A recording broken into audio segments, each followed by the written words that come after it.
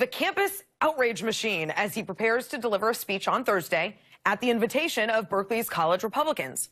The LA Times reports that an increased and highly visible police presence will be on hand for Shapiro's speech, as well as a closed perimeter around the building where the speech will be delivered. In a memo posted to the university's website, Berkeley Provost Paul Alivisatos, I think, wrote, without any irony, "We are deeply concerned about the impact some speakers may have on individuals' sense of safety and belonging. No one should be made to feel threatened or harassed simply because of who they are or what they believe." Except Ben Shapiro, apparently. Counseling services are also being made available to students and faculty members who are upset by Shapiro's speech. That is not sarcasm, that is truth. That's actually happening. Joining us now is editor-in-chief of the Daily Wire, Ben Shapiro. Ben, just so you know, we've set up a closed perimeter around CNN in case people feel threatened by your interview here tonight. I'm excited. I've been working out, and I'll just tell you, I'm a very physically intimidating character.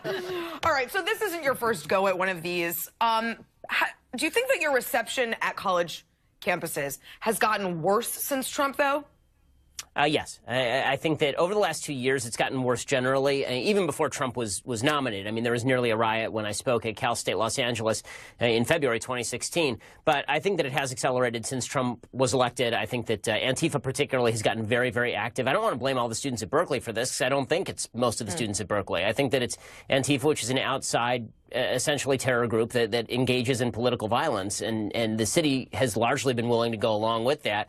This is the first time that the city of Berkeley is supposedly going to stand up to it. We'll see if they fulfill their promises. Why are people so afraid of you? I don't know. I mean, I seem like a nice guy. I assume I assume because I'm conservative and because I say some things that people find offensive. But I don't consider myself a provocateur. I'm not somebody who goes on campus and just says things to get a rise out of people. I go and I try to make a logical case for the positions that I support, and then if people get ticked off at it, that's really their problem.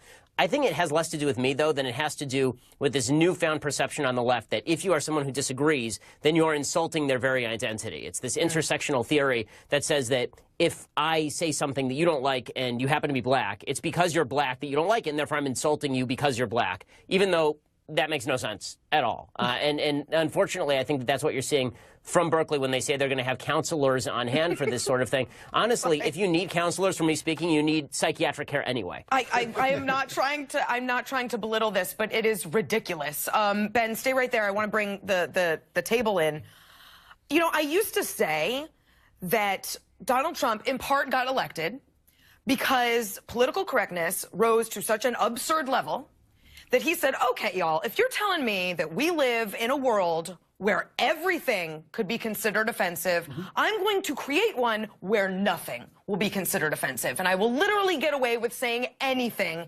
And he proved that entirely right. Yeah. But do you think we've already hit peak PC, or is this just going to get worse? Well, can I? Yeah. There's obviously a PC discussion here, and just for the record, I want to disagree with Mr. Shapiro about Antifa being a terrorist group, but that's not the main point. Okay. Though I think they are violent. Anyway.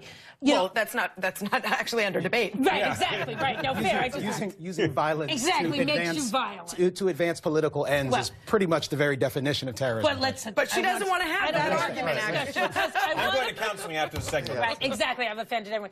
You know, I just want to say, you know, maybe there's a PC issue in it, but I think it just speaks to a deeper misunderstanding about what the First Amendment means. I mean, I don't want to preach a misunderstanding by liberals.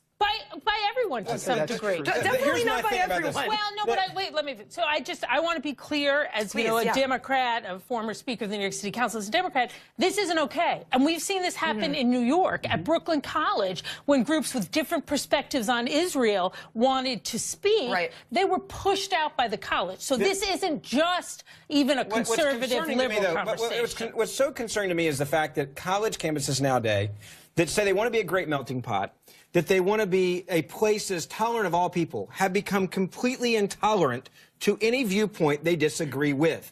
And what the left has learned is if you threaten violence And I think young liberals are learning that violence is somehow this acceptable way to go after people, including Ben Shapiro. I've known Ben for a long time. Ben and I have spoken at events together. The hostility towards conservatives on college campuses across the board now is a point where it is becoming unsafe because the left has said, we don't like you and we're going to silence you at all costs. But I just want to say, it's not just the issue Name of a the conservative that's gone after liberals on any college campus and had to have extra, not only counseling, but a perimeter set up. It doesn't happen. Guys, I want to get back to Ben, though. I want to get back to Ben real quick, and we'll come back to that.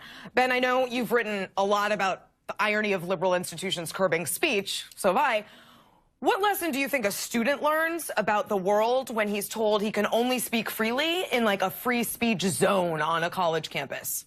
Well, I think that it creates, obviously, a generation of people who are very delicate. And I'm not the only one who says this. Jonathan Haidt, who's a social psychologist over at New York University, says the same thing about the microaggression culture, this idea that if you're offended, then you have a right to be protected from offense.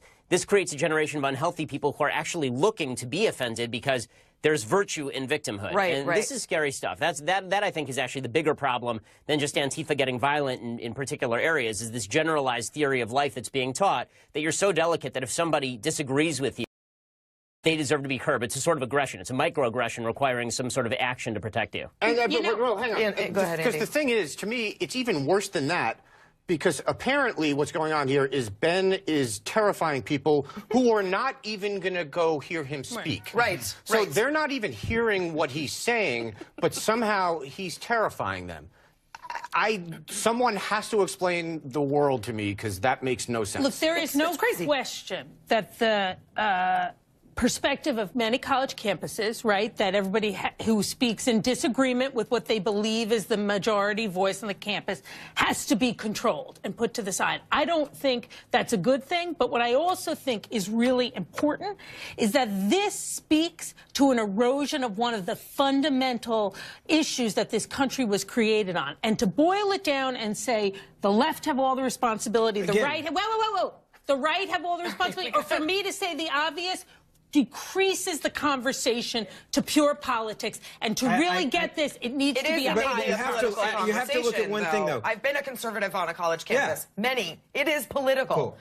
Ben, I just want to get your thoughts on a news item before we go. You resigned as Breitbart's editor-in-chief in 2016. Steve Bannon's back at the site. Do you think he's more influential in the media, or was he in the White House? I don't think he's particularly influential in either. I mean, I think he's much more influential in the media than he was in the White House. I think by the time he left the White House, he'd been a pretty marginalized figure. In the media, Breitbart's a big site, so he has some weight there, obviously. But the attempt by the media to build him into some sort of philosopher king of the Trump administration who's going to unlock the key to how this thing works, no. I mean, no. By the end of the time in the administration, he was sitting in a room by himself with a whiteboard full of things that had not been fulfilled. So I'm just wondering where the media, I'm just wondering where the media gets off trying to turn him into something he's not. It's bizarre. Amazing. Ben Shapiro, thank you.